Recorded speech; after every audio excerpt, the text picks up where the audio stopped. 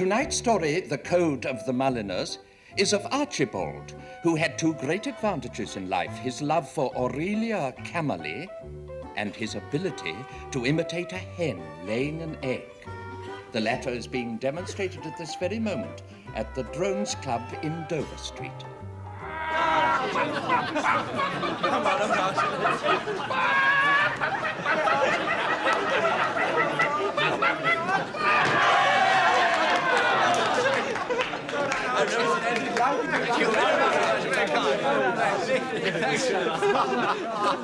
A fine performance, not a dry eye in the house.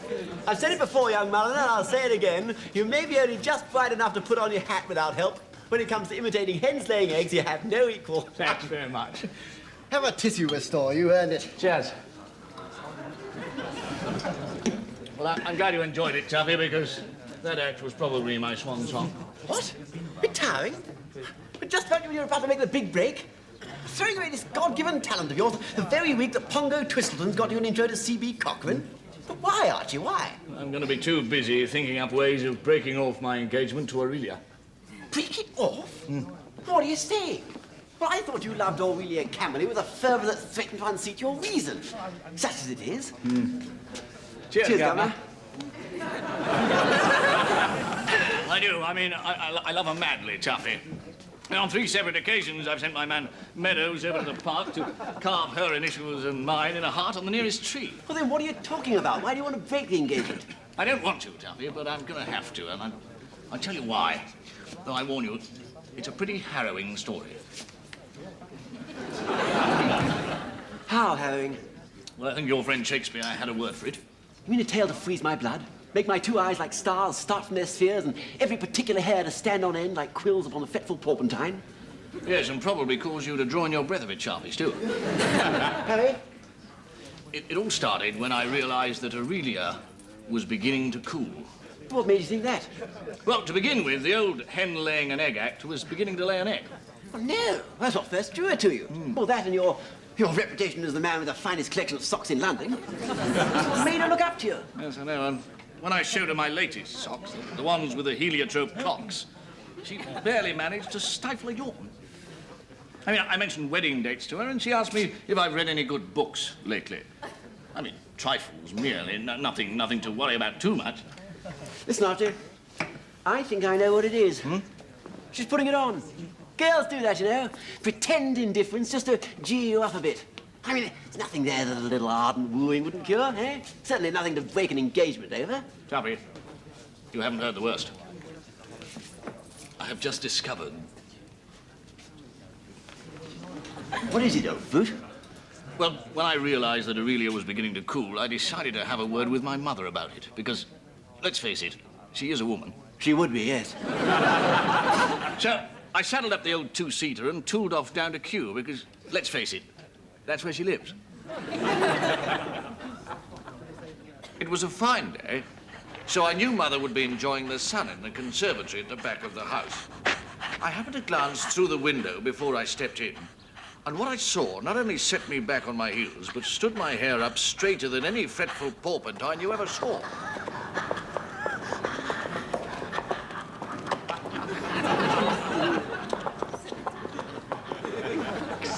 QX, QX, QX, QX, QX, QX, QX, QX, QX,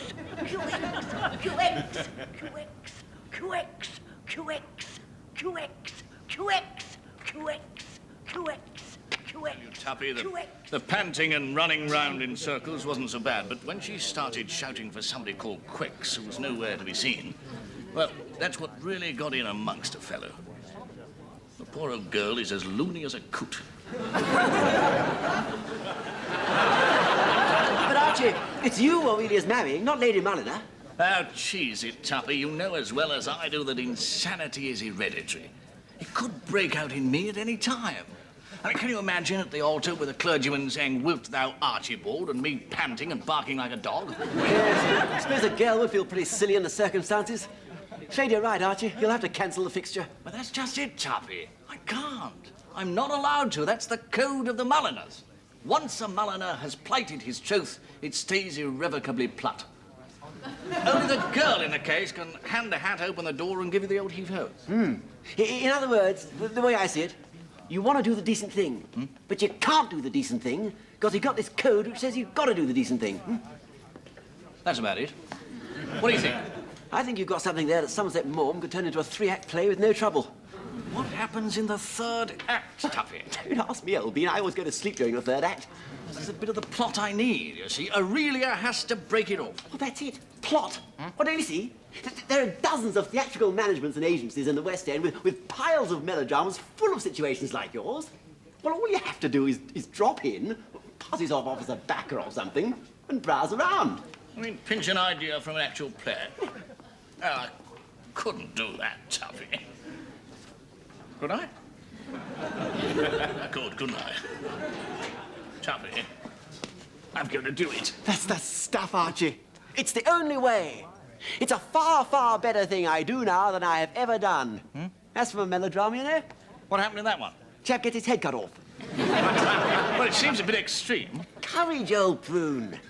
All right, old chap. I'll do it, and if I don't see you again, toodle pip.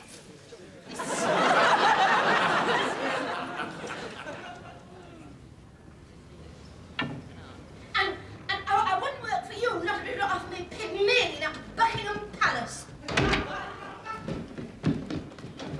Oh, I say!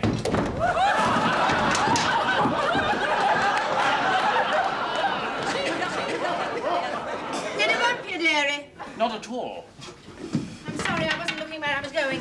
No, it's perfectly all right. And who would be looking where they're going after they've just been insulted by a worm? Oh, did a worm insult you? You bet a worm insulted me. Well, worms will be worms. Not while I've got my strength, they won't. Not even any so-called Moshe MacTavish by name. Oh, Monsieur MacTavish is a worm, is it? I rather thought he was a big theatrical producer. Oh, he's big, all right. He's told more people not to call him, he'll call them than anybody else in the business. But that still doesn't give him the right to say that I am too plump to play heroines in the number 2 towns. Too plump, did you ever? I never did, no. I mean, you can't be too plump for the number 2s. It's not possible. They like their heroines plump. This buxom beauty, Lester Argus. Sorry, I don't quite, I'm just saying what the Lester Argus said about my Phoebe in Twisted Lives. see. Do you play heroines in melodramas? Do I play heroines in melodramas? Do I play heroines in melodramas? Do I play heroines in melodramas? Yes, of course you do. I am Yvonne Maltravers. Yes, I'm delighted to meet you. I wondered if you'd care to pop down to the Bodega for a small port. There's a little proposition I'd like to put to you. What's your game, dearie? No game, no. It's purely business. You don't want to cover me with jewels? Not at all. No, I'd like to seek your professional advice. Oh, I see. Oh, well, in that case, I don't mind if I do. But, you know, a girl can't be too careful these days. I have had so-called baronets in Huddersfield offer me guilty splendour on the strength of having accepted a bath bun and a cup of cold cocoa. I see. Well, this all started when Aurelia fell in love with my socks. I know the whole thing sounds frightfully complicated. Oh, not to somebody in my line, dear. It's simply a cross between souls asunder and hearts awry with a touch of the upshot curse. Well, so you think there's a simple answer? Oh, I never said that, dear. I mean, you couldn't expect a simple happy ending with that lot now, could you? Yes. Shall we sit down? No hope of a happy ending. I just want to find a good reason for Aurelia to break off the engagement. Oh, yes, well, that'd be easy now. There'd be plenty of reasons. Now, for instance, if I could make a suggestion, she could catch an incurable disease like I did in that well-known melodrama, Tangled Torment, and then she would nobly renounce her engagement. Oh, but then, of course, you couldn't rely on her catching it now, could you? Now, just a minute, I know. Wheels of Fate. Now then, in Wheels of Fate, the young, reckless Lord Roger takes Gwendolen out driving, overturns the carriage and breaks both her legs. Off stage, of course. And then she is confined to a bath chair for the rest of her life, and he goes off and shoots himself in order to regain his good name. Now, what do you think? Well, not ideal, I don't think. Of course, I'm only thinking of Aurelia's legs here. Now, look, dear, you're making things very difficult for me, aren't you? Now, just a minute, let me think. I know, insult the honour of the regiment. What regiment? Well, her father's regiment. You know, like Captain Harry Oakshott, VC and Bar did for his own very good reasons in Under False Colours, and he soon got his marching orders from Gwendolen Tarrant, daughter of the regiment, I can tell you. Yes. Yes. How did he achieve that? Well, he simply told Colonel Tarrant that he led a pack of cowardly poultry. Oh, well, that's all right. I can do poultry. I do this rather good impersonation of a hen laying an egg. Oh, yes. Yes, well, that's very good, dear, but I don't see quite how we could weave it in. Besides, I've just remembered, it wasn't poultry, it was poltroons, cowardly poltroons. Oh, I can't do them. And anyway, I don't think he's got a regiment. But what does he do? Well, nothing much, except tell the most incredibly boring stories after dinner. Well, then you'll just have to insult him, then. It's insulting him, but how? Well, I mean, that's up to you. You'll have to ad-lib it, but make it strong. And when your fiancée sees her poor, frail old father derided and jeered at, she'll soon turn in her contract, I can tell you. Yeah, well, he's not all that frail, actually. Rather strong. Barks a bit. Reputed to have been weaned on 7-inch nails and broken bottles. I mean, not all that easy to deride and jeer. Well, now, look, dearie, either you want to break off this engagement or you don't. All right. I'll have a crack at him. That's right. Now, give it all you've got, and good luck on your first night. And the next thing we knew, the Maharaj and the two bearers had gone out of wheels into the tiger pit. And this is the best part of the whole story. We found the python in the Punker Wallace bed, and it had been there all the time. Yes, dear. Fancy. There's a full moon tonight. Oh, really? Hey, look, Mum, it's a full moon tonight. Oh, really? Full moon tonight? Talking about there being a full moon tonight reminds me of a curious thing that happened to an old friend of mine in Bonga Bonga, old George Bates. At the time of the full moon, it's the custom in Bonga Bonga to hunt the crocodile. And this old friend of mine, George Bates, his name was, and stop me if you've heard this before. Stop. Did you speak? I said stop. Yes, you asked me to stop you if I'd heard it before, so I stopped you. I have heard it before. 6 times. Even if it were good, I wouldn't like it. But it's not good, it's rotten. And I would be extremely obliged, Camille, if you would refrain from inflicting it on me either now or at any other time you may feel the urge. I never wish to hear about Bates and his crocodile again. And with the name of this crocodile, I should like to couple the names of any other reptilia which you and your incredibly boring friends have encountered on your incredibly boring journeys. You understand me, Camille? Enough is enough.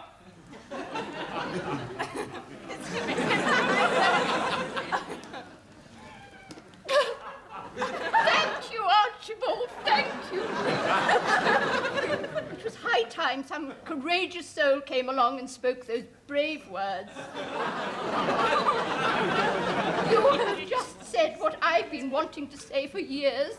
This would have made the 107th time I've heard the story of George Bates the crocodile. I've heard it 45 times. And I, 86. May I take the liberty of adding my humble tribute of gratitude to Mr. Mulliner for the firm stand he's taken. I sometimes think the gentlemen don't realize how distressing it is for a butler to have to listen to their after-dinner stories. His official position, involving as it does the necessity of standing with his back to the sideboard, renders escape impossible. It makes a butler's life very wearing. Very wearing. So thank you, Mr. Mulliner, sir. Not at all. Thank you again, Archibald. My pleasure. Thank you, Archie. Don't mention it. You see now, Father, why you're shunned at the club. Shunned at the club? Yes, shunned at the club. It's all over London. Now you come to mention it, I was shunned at the club. Upon my word, you know, I think you're right. I see it very clearly now. I've been degenerating into a club bore. And thanks to the fearless candour of this fine young fellow here, my eyes have been opened. Let us charge our glasses, and unto you, Bagshot. Have you poured, my dear, and you, Aurelia? I give you my future son-in-law, Archibald Mulliner, who's rendered me a service tonight, which I shall never be able to repay. Archibald Mulliner. Mr. Archibald. And now, Aurelia, my dear, as we finish our simple evening meal, perhaps you and our young friend would care to take a turn on the balcony, as he so justly remarked a moment ago. There is a full moon, huh? Come on.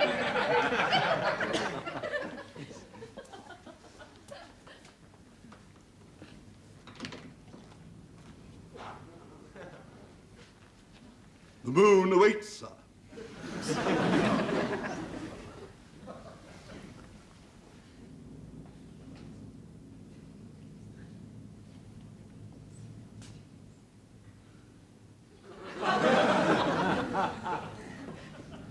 Oh, Archie, I feel so awful about the way I've behaved lately. You must have noticed how cold I've been to you, but it was simply because I couldn't bear the thought of marrying someone who seemed so meek and worm-like in front of Father. Yes, I was a bit worm-like, wasn't I? Oh, no. I wronged you, darling. You were simply biding your time, waiting to slip it across him well and truly. Oh, I do think you're the most marvellous man on earth. I say thanks most awfully. Look at the moon, Archie. Isn't it beautiful? Yes, indeed it is.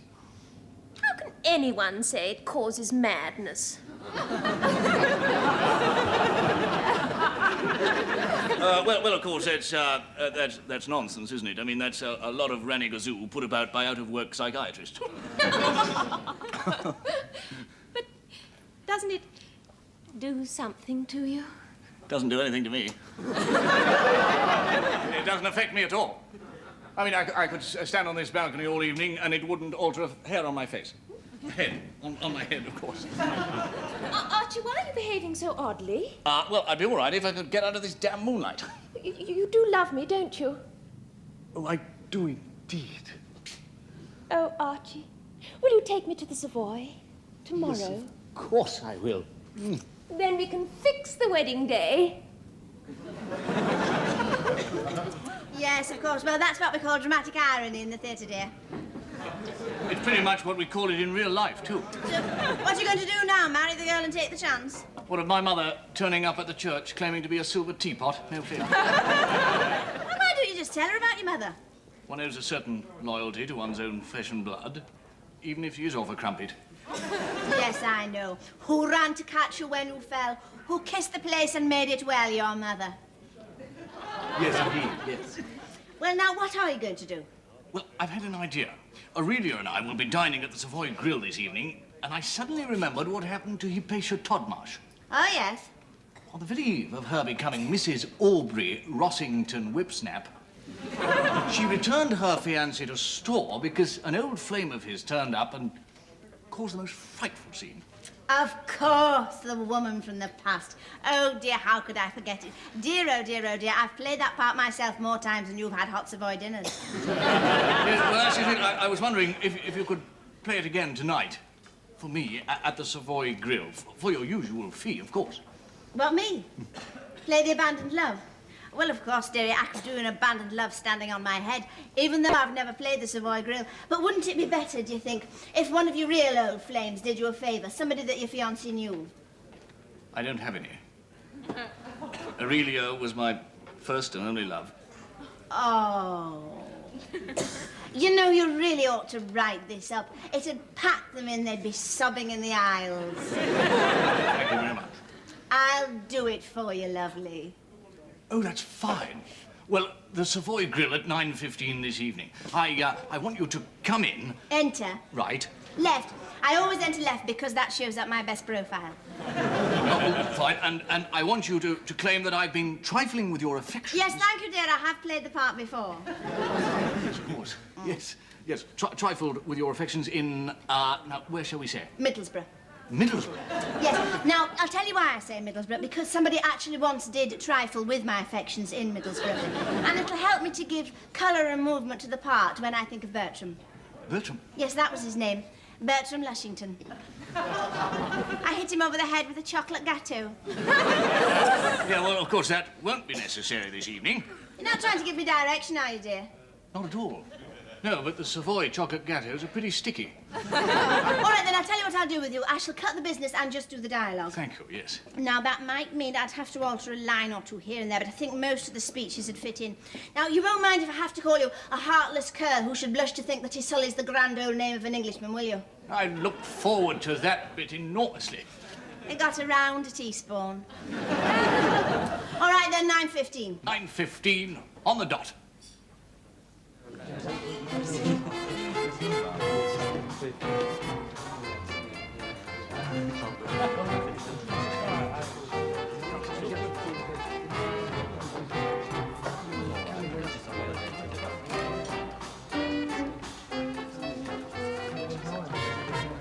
Archie, darling, why do you keep looking at the time?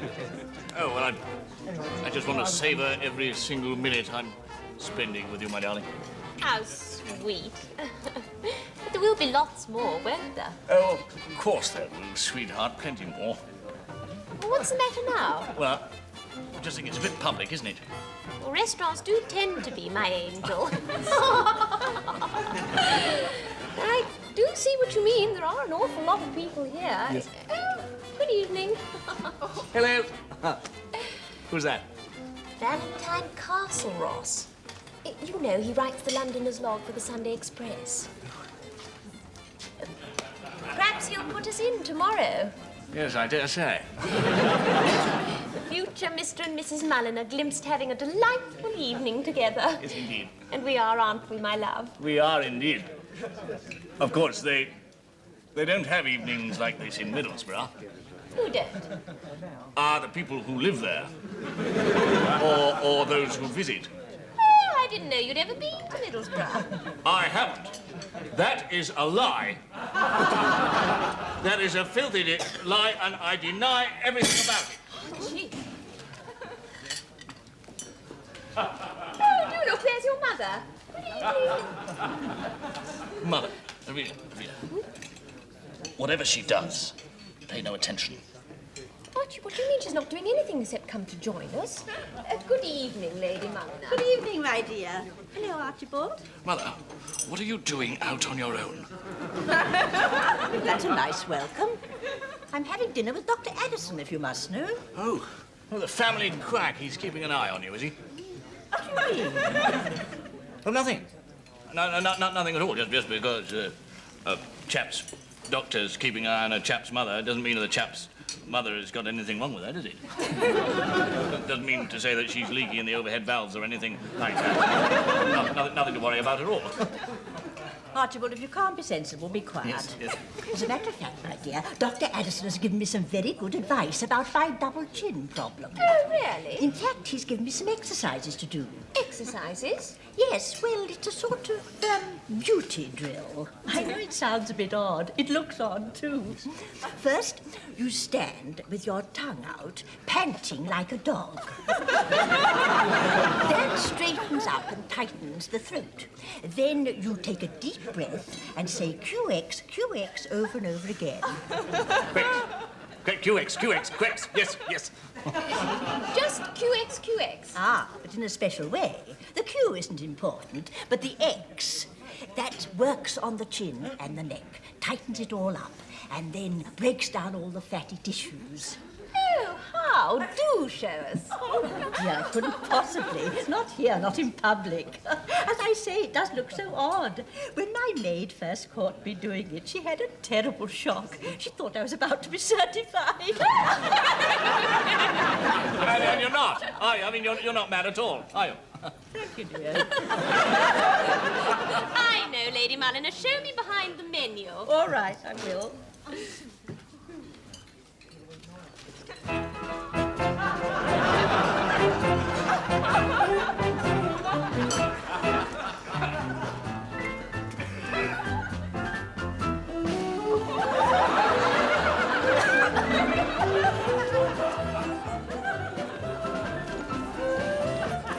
suppose you realise that you've just ruined my entrance. You can't start at Annunciations with a dance. It completely ruins the effect. I'm sorry, but... All right, dear, don't apologise. It wasn't your fault. You want to know. I shall just have to busk it from here. No, look, would you just sit down for a No, second? you can't sit down. You can't denounce sitting down. It's completely wrong. Now, just watch me.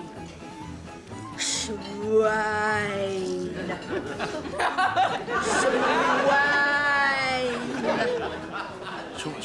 Swine. Some wine. A bottle of wine, please. Listen. Listen? Oh, no. You have forfeited the right to a hearing, as of all who treat women so shabbily. Ah, you flinch at the word, but I say it again. Shabbily, I say. Shabbily. Bottle of Chablis, if you could.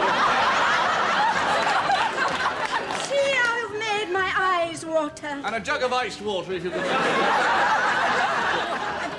Just one moment. Look, dear, who am I meant to be playing to? Would you just sit down for a second? Just wait for the wine, would you?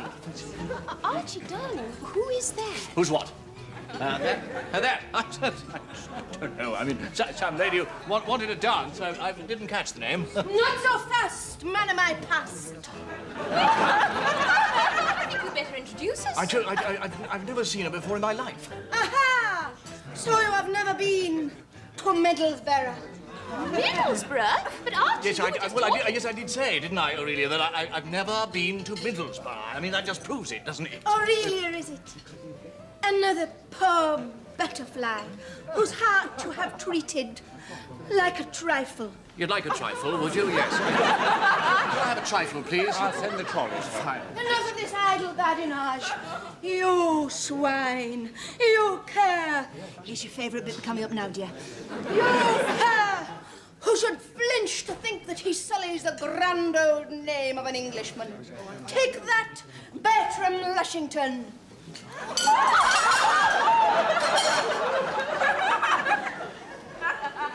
Thank you very much. That'll do fine. Thank you. his name isn't Lushington, it's Mulliner. Absolutely. I noticed that myself. The third act's changed. Follow me. I expect you're wondering what all this is about. Well, it's pretty simple, really. This young lady is an actress, and she's never been into the West End, and she thought she could catch my attention with that rather dramatic little actor. Very good in what, indeed. And I'd like to introduce you. There's no need, Archibald. I already know Miss Maltravers, at least by sight. I've seen Miss Maltravers act many times at Frinton. In fact, I believe I remember the play you've just been giving us. His Forgotten Bride, wasn't it? Yes! Yes, but why was she doing it to you? Well, because of the influence I have with C.B. Cochrane. You have influence with T.B. Cochrane? Well, I'm having lunch with his third assistant next week. Whatever for? Of course. He's interested in your act, isn't he, darling? What act? This act, Mother. Oh, you're not going to do it here.